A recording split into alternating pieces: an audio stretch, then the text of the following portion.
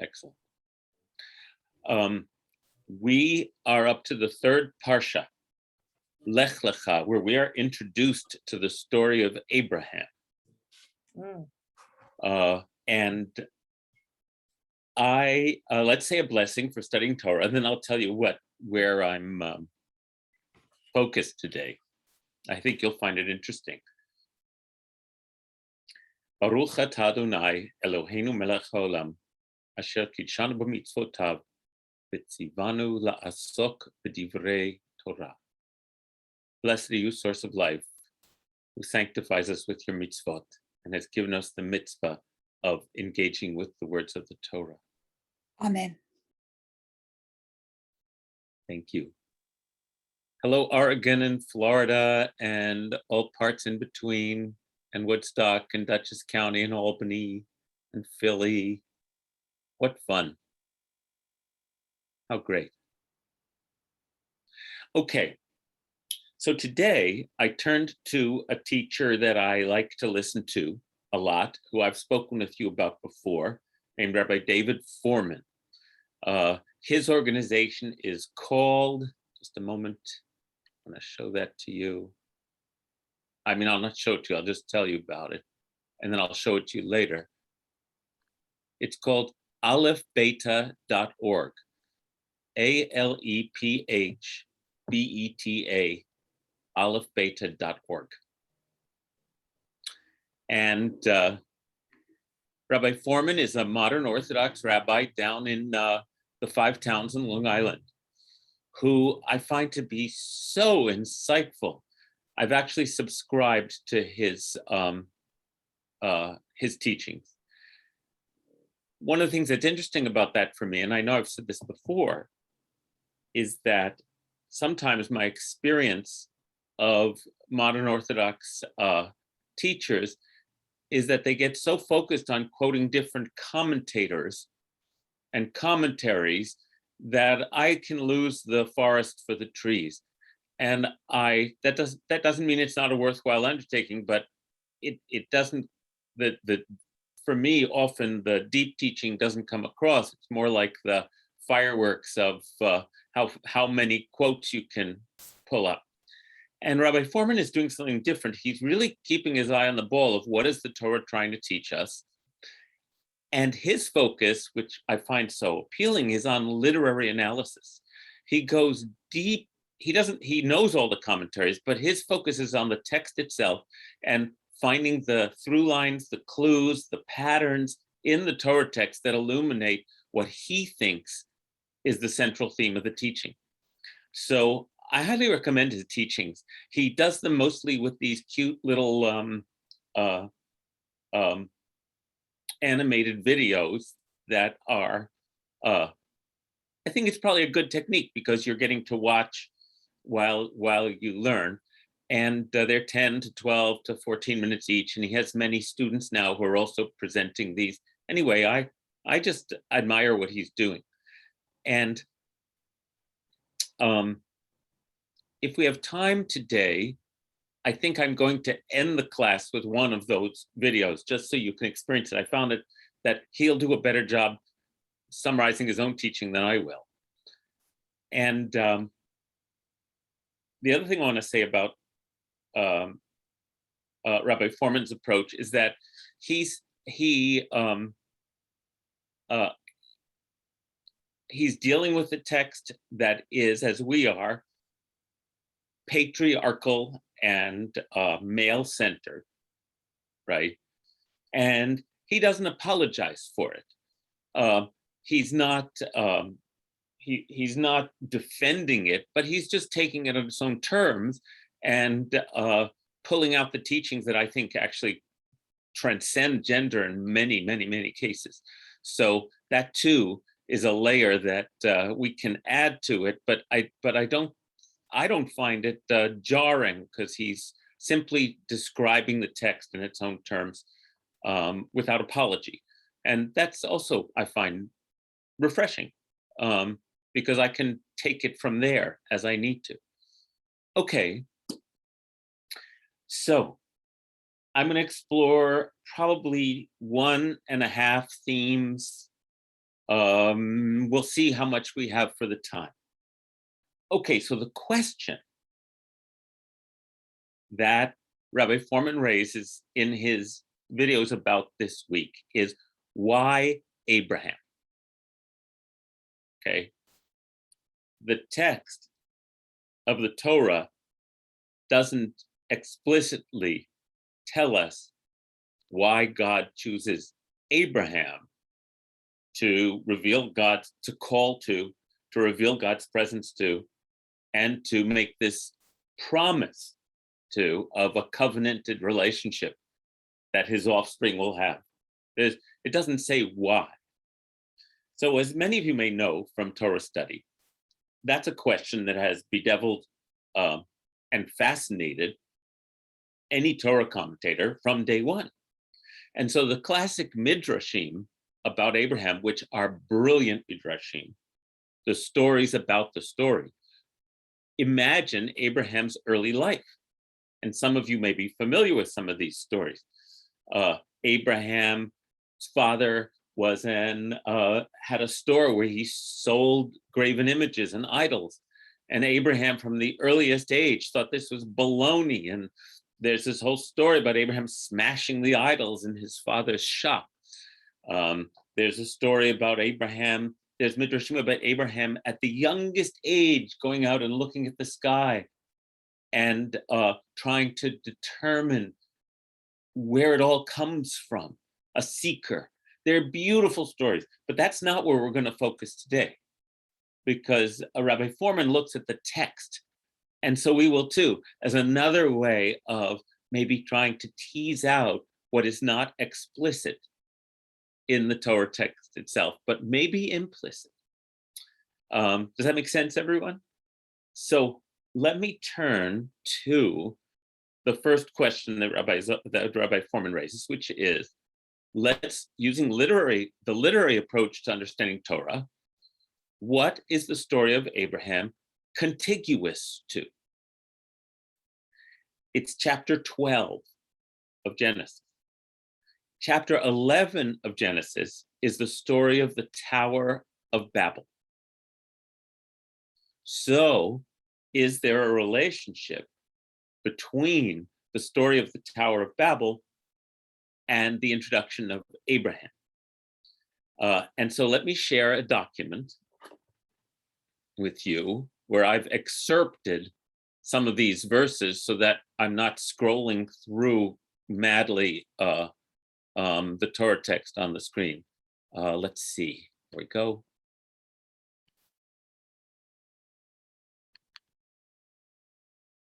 Just a moment. No, that's not what I wanted. Excuse me. Here we go. I'm going to do it right this time.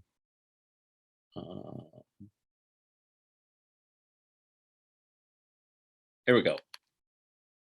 Okay. And I'll go to the top. Can you all see it? Is it large enough? Okay. Okay, good.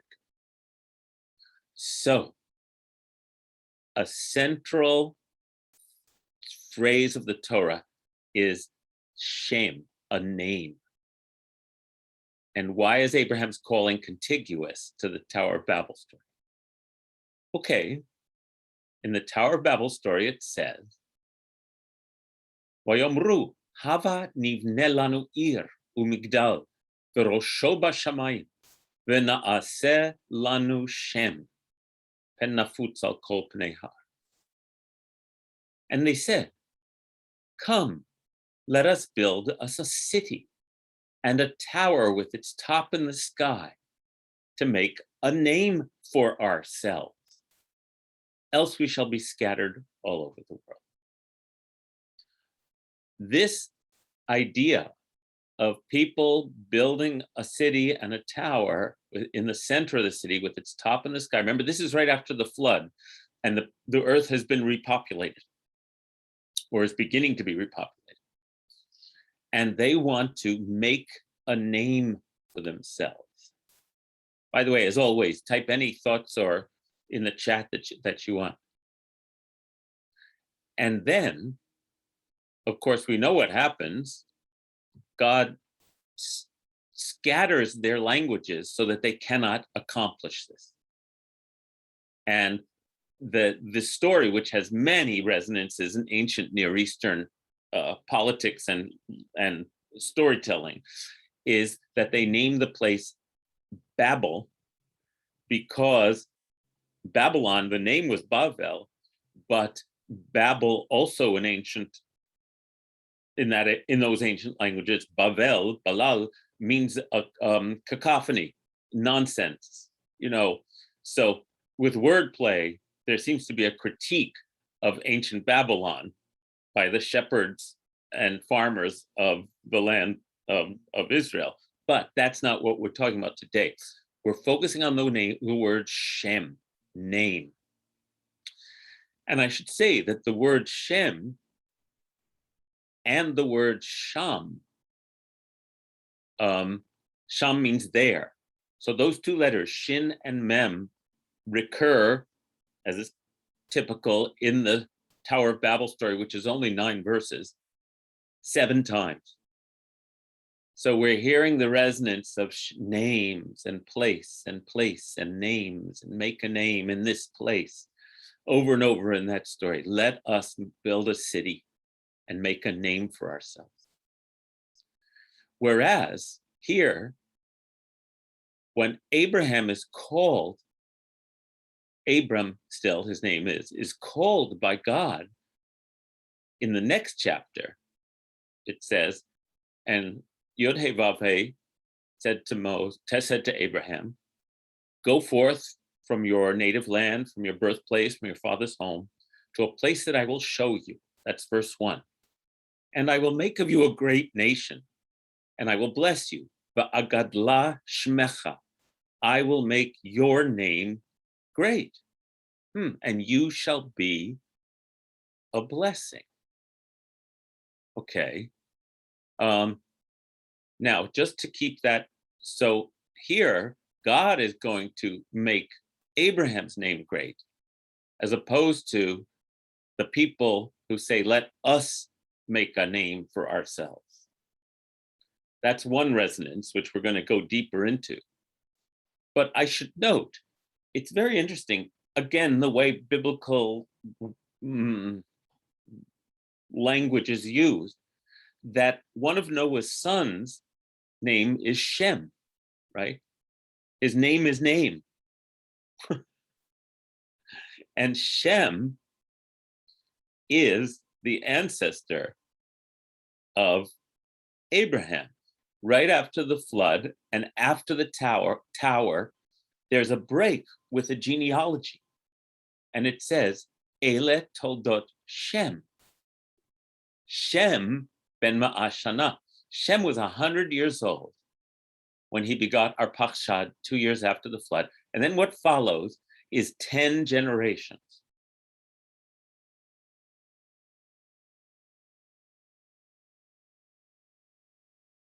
To that is a motif, because after the Cain and Abel story, can you see me okay? It says my connection's unstable. Nothing I can do about that. If it becomes untenable, let me know. Okay, so before the flood story, there are 10 generations listed between Adam and Noah. And then after the flood story in the Tower of Babel, there are 10 generations between Noah's son Shem and Abraham. So again, it appears what to us sort of uninformed readers is a list of names, is again part of the literary structure of the text, connecting eras with significant numbers, which we know is how, and words, which we know is how the Torah likes to construct itself, is constructed. So I found it fascinating that the name of Shem is name. It's like, this is the line of name. And now we're going to jump 10 generations from the flood, from the Tower of Babel, where they make a name for themselves, which God foils, to Abraham, whom God, for some reason, chooses to make Abraham's name great. So here's another link between the tower story and Abraham's story, because now you start to see literary connection. In the story of Abraham then goes to the land of Canaan, and it says, Yud-Heh-Vav-Heh appeared to Abram and said, I will assign this land to your offspring. And Abraham, Yiven Sham Mizbeach Ladonai, built an altar there to Adonai. Whereas it says up here, Hava nivne lanu ir umigdal. Let us build for ourselves a city and a tower. Abraham's first act upon hearing that his name will be made great is to build an altar to Yud-Heh-Vav-Heh. Make sense? So immediately we start to get a feeling that there's something about Abraham that's other-centered rather than self-centered. That the entire struggle of the Torah that begins with God creating the human being and the human being behaving selfishly, which is to the creator's consternation. Wait a minute, I made them in my image. What's going on? Again and again, whether it's Cain and Abel, or the generations that lead to the flood that are filling the land with their violence, or to the Tower of Babel immediately after the flood. Human selfishness seems human self-centeredness, it's all about me, is the great obstacle to humans fulfilling what God's intention was for us, which is to be other-centered, to understand that we are channels of blessing. I will bless you, I will make your name great, and then you shall be a blessing. So God says to Abraham. It seems to me in the story of the Torah, the creator continually is trying to figure out a strategy where humans' natural selfishness can be transcended somehow by human beings. I think it's a great description of the human dilemma. And so now God is saying, okay, I'm going to do this with Abraham. Because Abraham's first impulse is to build an altar to God. And then it says, from there he moved on to the hill country east of Bethel and pitched his tent, with Bethel on the west and Ai on the east. And he built there an altar to God. And Yikra B'Shem Adonai, and called out Yod-Heh-Vav-Heh by name. So whereas it's the builders of the tower, it says, and they migrated from the east. And then Abraham moved to the hill country east of Bethel. They came upon a valley and settled there. Abraham just pitches his tent. Abraham is not settling there yet. His descendants may, but Abraham is doing something else. And instead of building a tower, again, we hear the word Yiven. Abraham builds another altar. In other words, Abraham builds an altar everywhere he pitches his tent. And everywhere he pitches his tent, he calls out to the name of God. He sanctifies the great name of the ineffable name, the one that we can't see, the one that is infinite. Abraham seems to have an innate understanding that it's not about me. Other clues that we get, let's see. Okay, now I'm ready for this next quote. So this is where patriarchy and the system out of which these stories were told, you have to understand, which is that the family name, which is still a modern concept, think about it. It's like until feminism, the family name was the male name, right? And you just took it on. And, we're the Kliglers.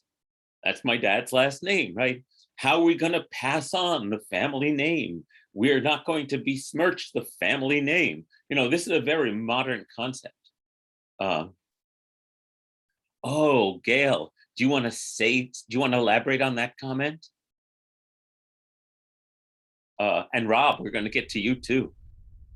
No, I just was looking at the Hebrew and realizing that shame is there, sham, and shame is right. Oh, beautiful. Name is always there. Wherever there is, it's there is God. There, here, Perfect. there. Because as Gail, that's beautiful. The Shem, the name of God, is always there wherever you are. Right. Just like a name of God, as you know, is Hamakom, which means the place where you are. But the pun, so when he builds the altar there, he builds the altar, the name. Oh, right. Oh, beautiful. You can probably translate it in some way like that. Let me come to it. Let's see. Vayiven Sham Mizbeach Ladonai. Also in the previous verse, Vayiven Sham, he built a name there as an altar to God, who would appear to God.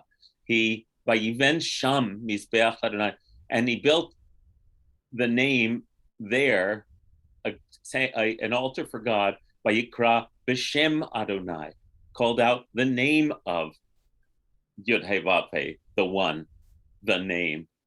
Thank you, Gail. I think there's a lot to that. I really do. Witnessed by the fact that one of the traditional rabbinic interpretations of one of the names of God is Hamakom, which means the place where you are, there. Here, be there. You're there. Wherever you are, there you are. There's so many ways to read that in English that also resonate. That's beautiful. And Rob is doing a beautiful wordplay.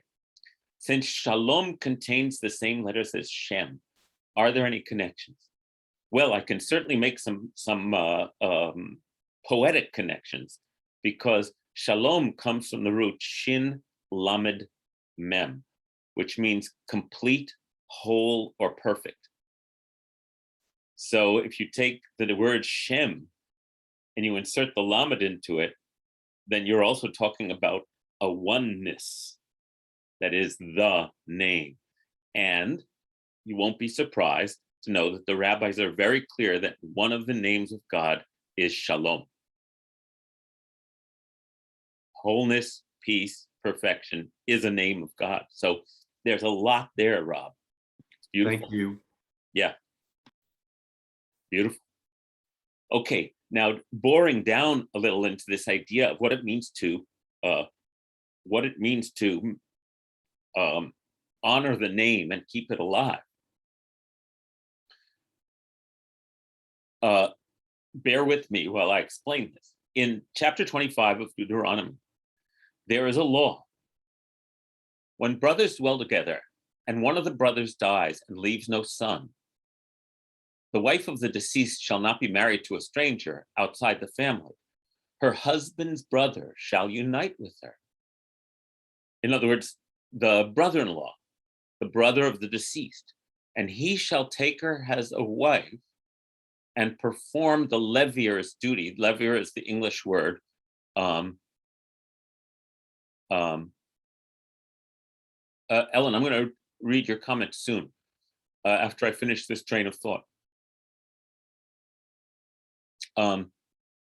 Okay, so the Levier is the brother-in-law whose responsibility it is. Why?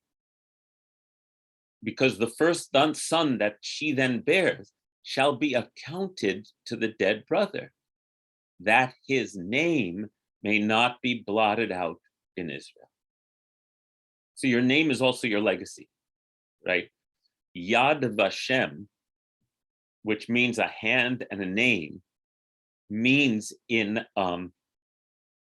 is an idiom in ancient Hebrew for a memorial that you create, and that's why Yad Vashem is the name of the Holocaust National Memorial in Israel.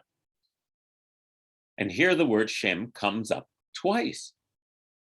Then when the firstborn is born, Yakum al Shem Achiv Hamet, he shall be established on the name of his deceased brother, Lo velo yimche shmo meYisrael, that his name may not be lost in Israel.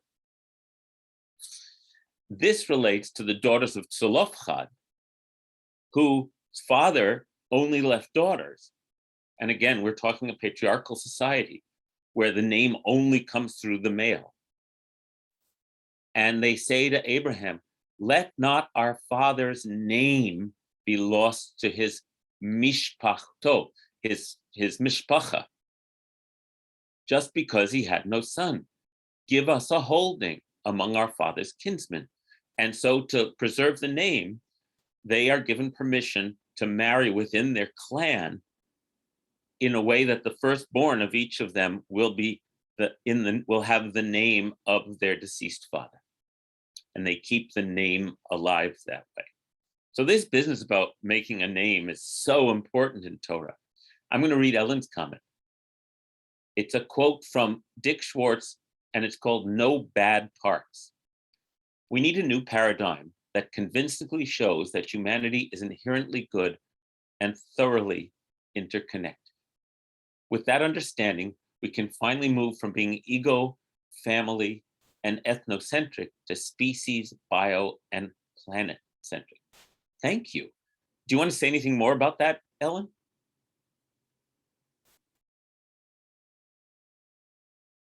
I'm sorry, I don't have my full screen up, so I can't see you, but, or you just want to let it stand? Okay. Just really that so much has been made of people who are basically selfish and all that stuff. And it turns out that that's where we've been stuck, but it's not the inherent goodness, and that to work with that is absolutely necessary. Thank you. To make the shift. That's right. And that's the shift that God's trying to make through exactly calling Abraham. That's right. That's right. Because Abraham seems to be someone who can manifest these qualities. Let me read what Ruth said, and then I'll explain how these passages that I just read relate to Abraham. It seems to connect with Ein Od, as we occasionally chant at the beginning of Aleinu. Yes, Aleinu ends, V'ne'emar v'haya Adonai lemelech al kol ha'aretz, v'yom hahu yeh Adonai echad u'shemo echad. What does that mean? As it is said, V'ne'emar v'haya Adonai lemelech, there will be a day when the divine presence, Yod He Vav He, is sovereign over all of our consciousnesses. On that day, Yod He Vav He will be one, and Yod He Vav He's name will be unified. So that's also, yes, this is the way Hebrew works, and God's name, as we all know, this beautiful paradox of an ineffable name that we can't actually hold on to, is a consciousness that we are not the reason we're building a tower to the sky, that there is a greater presence and purpose, whose name has 1,000 names, infinite names, and that we call out to that oneness, that name. Thank you. Now, the reason I bring up this levirate marriage thing about keeping the name alive is that in the beginning of the Abraham story, I think I have to show it to you on the full text. I didn't cut and paste this. Here we go.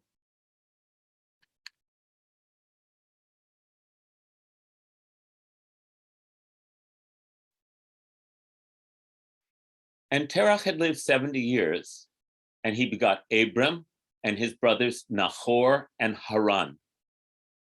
Now this is the line of Terach: Abraham, Nahor, and Haran. And Haran begot Lot. Lot is Abram's nephew. Haran died in the lifetime of his father Terach in his native land, Ur of Kasdim. So Abram and Nahor took to themselves wives, the name of Abram's wife being Sarai, and that of Nahor's wife, Milcah, the daughter of Haran, the father of Milcah and Iscah.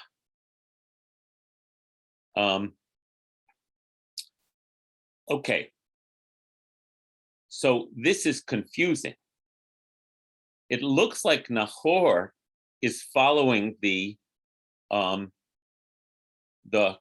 tradition of marrying, in this case, not the wife of Haran, but Haran's daughter, Milcah, even though this is his niece.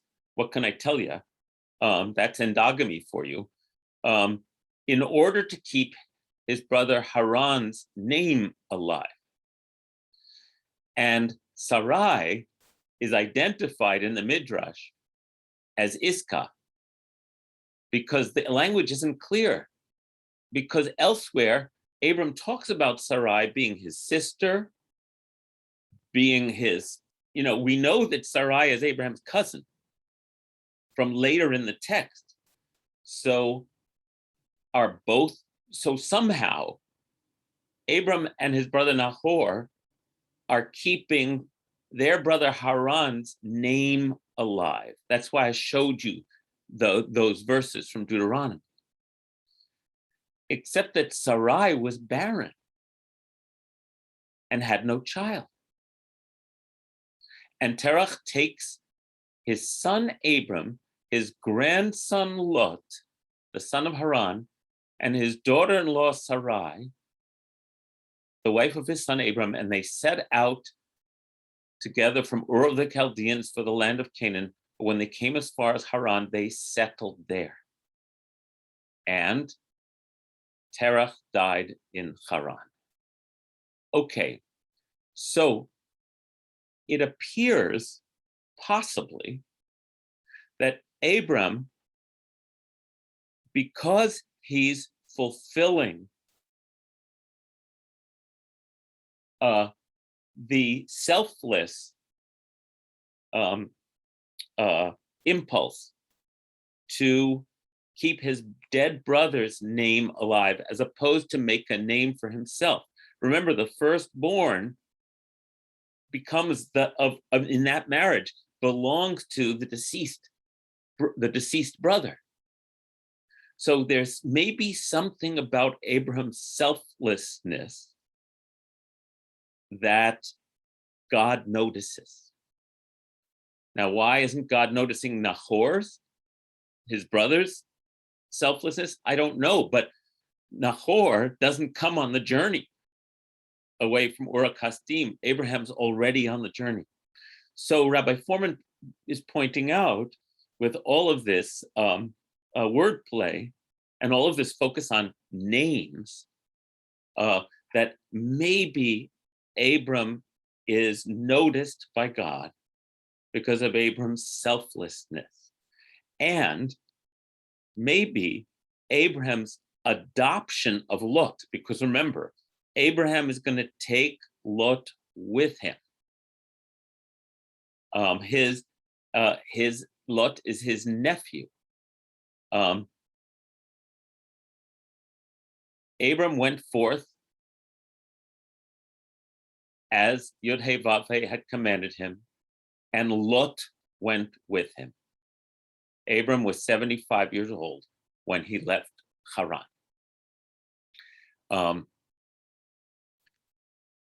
So now let me lay out just for a couple of minutes what Rabbi Foreman then does, which is, he says, maybe Abraham, he then shifts. So that's the piece about names that I wanted to share with you. So now Abram is on his way, and he has taken his nephew Lot under his wing. And Abram has been promised by God at the beginning of this story that God will make Abraham into a great nation, and all the nations of the world shall be blessed through Abraham and his offspring, his progeny. But Sarai is barren. And remember, Abram doesn't know the end of the story. We know the end of the story. But let's imagine not knowing the end of the story and going anyway. You have your barren spouse, you're 75 years old, no indication that you're going to have a child of your own, and yet you go. So can we speculate, Rabbi Foreman teaches, can we speculate that Abram is assuming that this is about Lot, his nephew, that it's through Lot that the name will be continued?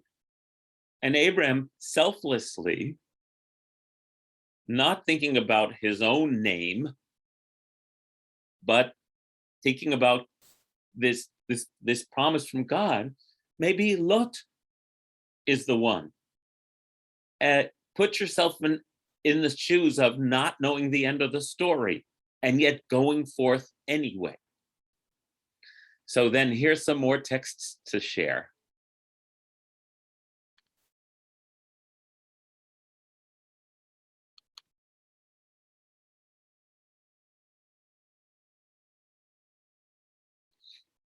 Abram took his wife Sarah and his brother's son Lot and all the wealth they had amassed and the persons that they had acquired in Haran, and they set out for the land of Canaan. And Yod-Heh-Vav-Heh appeared to Abram and said, I will assign this land to your offspring. And maybe Abram's thinking, okay, I guess Lot is my offspring. And then what happens? They go down to Egypt, they come back, and then they are very wealthy, and Lot's shepherds start fighting with Abraham's shepherds, and the two of them say, this land ain't big enough, this town ain't big enough for the two of us. And Abram says to Lot, well, just look anywhere, and you get to choose where you're gonna go.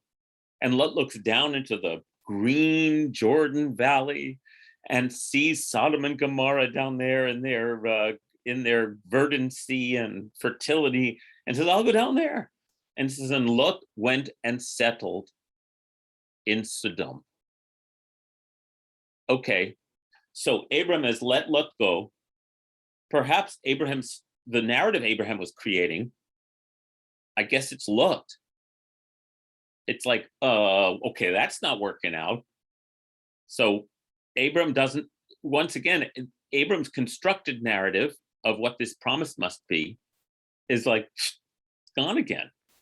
And then what Rabbi Foreman points out is that in each case where what might be a story that one can figure out about, maybe this is what it means, and it falls apart, each time there's an interjection where God said, and Yod-Heh-Vav-Heh said to Abraham, after Lot had parted from him, raise your eyes and look out from where you are to the north and south, to the east and west. for I give all the land that you see to you and your offspring forever. Hold on, okay, so let me talk about Lot a little more, and then we'll get to Ishmael.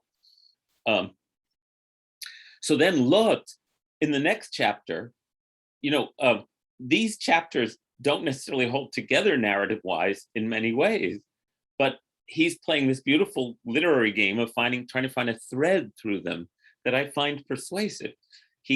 What happens next is that there's a battle between different tribes, and the kings of each tribe, the kings of these tribes defeat the kings of Sodom and Gomorrah, and they take Lot and his household as captives. And word comes to Abraham that Lot has been captured, and he immediately musters his allies and goes and recovers Lot and wins the war. And the king of Sodom comes to meet him and says, hey, listen, I'll take my people back and you can keep all the booty from the war. And Abraham says, not a single shoelace. I'm not getting involved in this at all. But Lot goes back to Sodom. Then later we know that Lot's still in Sodom when Sodom and Gomorrah are destroyed, and escapes by the skin of his teeth because the angels tell him to get out of there. But Lot is out of the picture of Abram's life at this point. We don't hear about Abram and Lot interacting anymore. So maybe Abram says, you know how we're always trying to figure out life? So after Lot finally disappears again back to Sodom, it says, sometime later, this word should be over here, achar hadvarim ha'eleh. And whenever the Torah says, after these events, it's very clear that you're supposed to link the two, whatever the previous ones were. Yod-Heh-Vav-Heh came to Abram in a vision and said, fear not, Abram, I'm a shield to you. Your reward shall be very great, which is, by the way, where Magen Avraham comes from. Magen means shield. Your reward shall be very great. At this point, Abram's having a crisis, because in the narrative that Rabbi Foreman is eliciting from the text, his whole picture of his nephew being the one who's going to inherit is now gone. And Abram says, oh, Yod-Heh-Vav-Heh, God, what can you give me, seeing that I shall die childless? And the one in charge of my household is Damasek Eliezer, my servant from Damascus. Abraham said further, you granted me no offspring, so I guess that my slave, my steward, will be my heir? Is that what you meant? Okay. Abram's just struggling to understand this journey he's on, where he's trusting the promise, but not understanding at all how this fits in with his life experience. And the word here is faith, of course. The word of Yod-Heh-Vav-Heh came to him in reply. Nope, that one shall not be our heir. None but your very own issue shall be your heir. And God took him outside and said, look toward heaven and count the stars. If you are able to count them, so shall your offspring be. And because Abraham put his trust, He'aman, in Yod-Heh-Vav-Heh, God reckoned it to his merit, tzedakah, his righteous merit. So it seems like Abram's path, having been picked out by God, is quite a continual test of trust in the journey, in the calling. So then we know that Ishmael is then born. And I didn't include all the texts. And we're into next week's portion already. So I think actually what I'm going to do is I'm just going to keep talking and then finish this lesson next week, because the two parshas really do make a unit. saga. So Sarah said, we know what happens next. Sarah says, here, take my servant Hagar, my slave, who is and have a child through Hagar. And I can imagine Abraham saying, oh, that's it. Now I understand.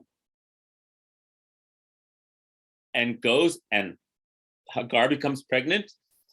And when she's pregnant, you know the story. It's like Sarah gets jealous because Hagar seems to be mocking her, and she kicks her out.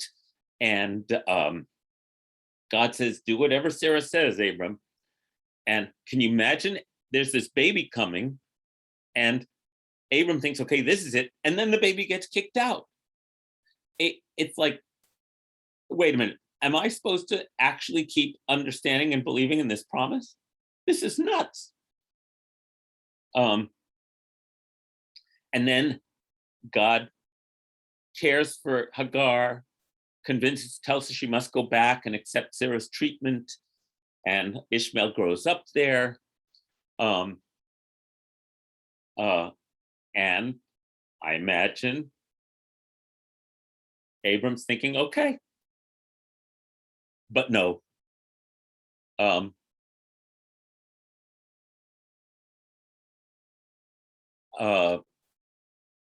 Okay, good. Yeah, I'll kind of head towards that, and then we'll continue this discussion next week. So then God says again, and I think I need to look this text up so I'm making sure I got it right.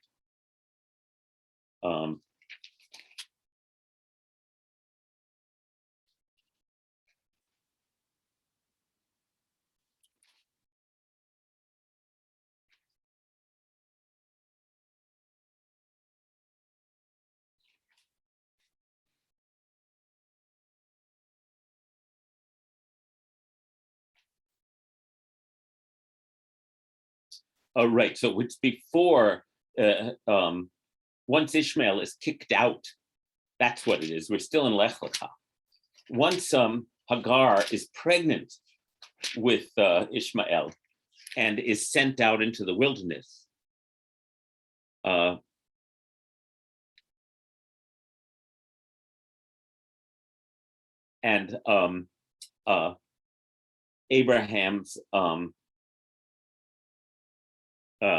Abraham's ideas about what's going to happen next are dashed again. God says, I'm making a covenant with you.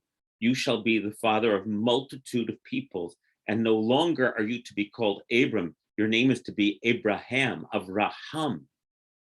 And I am going to make you exceedingly fruitful, turn you into nations, establish my covenant with you.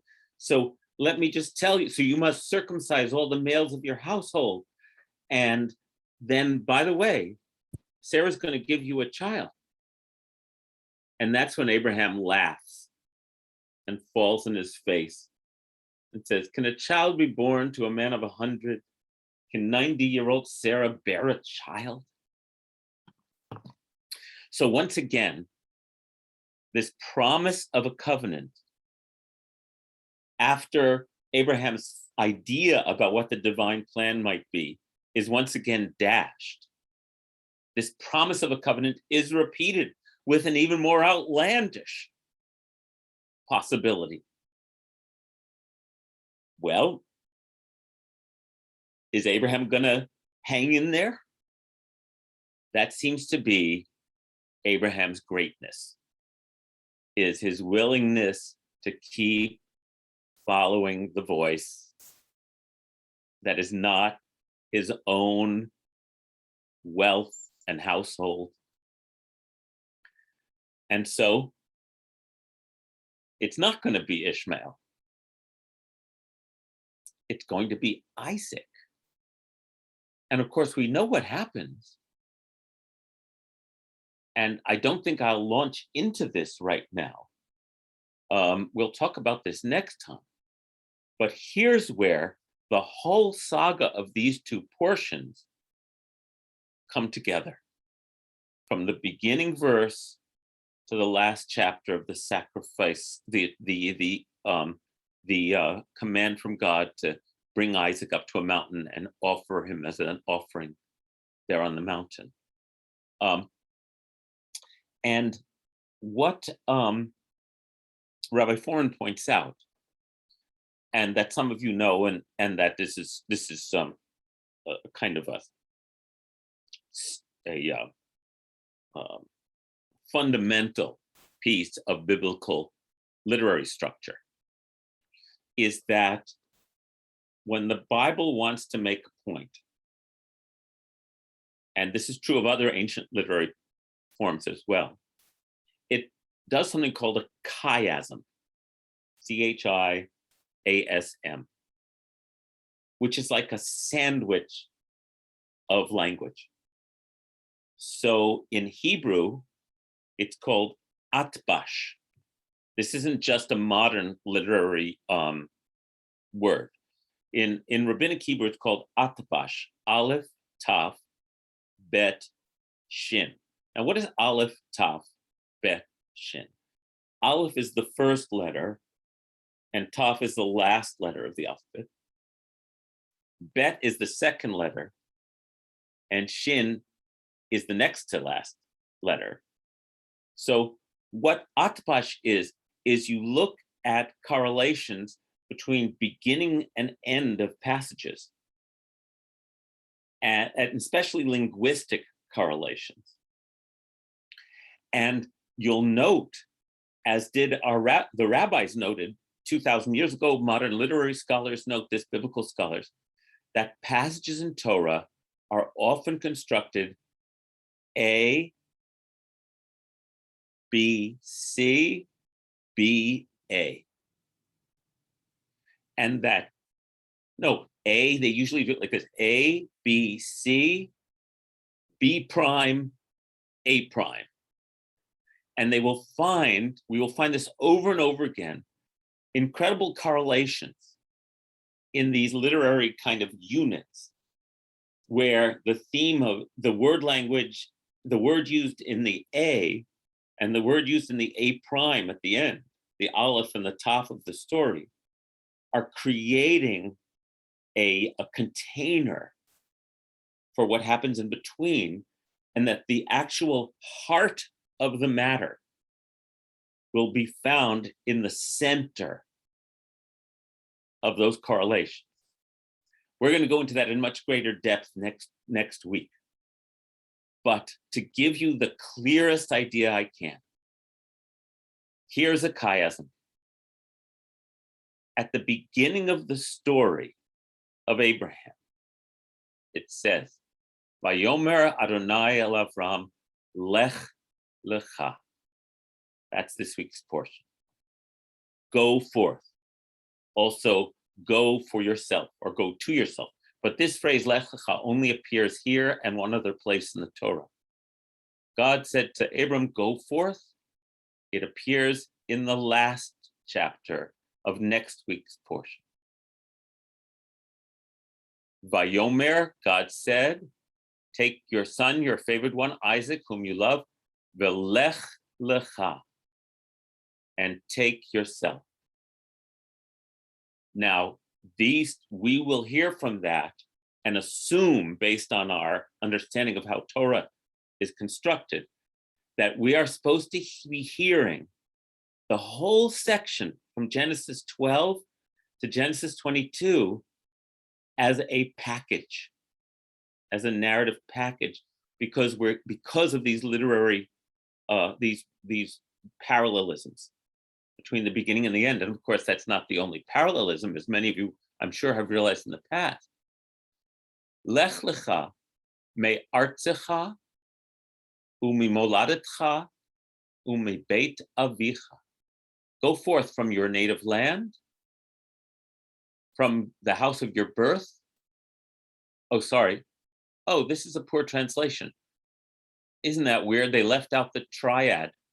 It's Lekh-Lekha me'artzecha, from your land, your native land, u'mimoladetcha, from your birthplace, u'mibeit avicha, from the house, from the house of your family's house, So it's big, smaller, more specific. El haaretz asher ara'eka, to the land that I will show you. And then in chapter 22, kachna, take your son, your only one, the one you love, triad, Isaac. Lekh-Lekha, el eretz ha-Moriah, to the land of Moriah, v'haleu sham le'olah, and offer him up as an offering, alechat heharim asher omar elecha, on one of the heights that I will point out to you, that I will show you. So God's first words to Abraham, and then after a huge saga of events, God's last words to Abraham are parallelisms, A and A prime. Now, when we think about Isaac, and I'll close with this thought, when Isaac is born, Abraham must feel like, remember, he doesn't know the end of the story. Abraham perhaps thinks to himself, oh, I never expected this, but now I see how the promise is going to play out. I have a son with my wife Sarai. Okay, it wasn't Lot, it wasn't Ishmael. Here we go. And then the climax of Abraham's story, after being promised over and over again, the climax is now, you think you know the story? No. Take this promised child and give him up. Give him up if you are going to continue to trust in the call. And again, don't go to, he's murdering his child. That's not the thrust for me of how this is being told. It's like, why Abraham? Because it seems that Abraham is not trying to constantly make his own name great, but is trying to heed the great name, which is incomprehensible in the heart of our daily experience. We don't, what? There's a pattern in this creation, there's a goal, I'm supposed to, and Abram seems to be equipped to do this. Which is why God calls Abraham his beloved friend, and goes in different contexts. And the text is explicit that all of these things that are going on are tests, trials. This is not easy. This is the hardest thing that we can do, is to not consider our legacy from a place of self-centeredness, but to consider our purpose as being maybe mysterious to us, but other-centered. I don't know how to say that completely clearly, but I really want to thank Rabbi Foreman for eliciting all of these patterns and thoughts about this portion. And I think next time I will continue on this theme for a little while with you, in addition to whatever we cover next time. Ruth said, interesting, Abraham says this, late fatherhood may be in this lineage, taken literally or not. Are we not told Shem fathered a child at 100? I had missed that, Ruth. I'm going to look at the text again. What a beautiful insight. Shem was 100 years old when he begot Arpachshad. Oh, you just found another of those literary parallelisms. Thank you, Ruth. That's fabulous. Because this is a poetic structure, not a scientific one. So we hear these allusions sort of bringing us towards the central question. over and over again. Thanks, everybody. It was very stimulating to share all this with you. I'm going to pause the recording and wish you all well. There you go.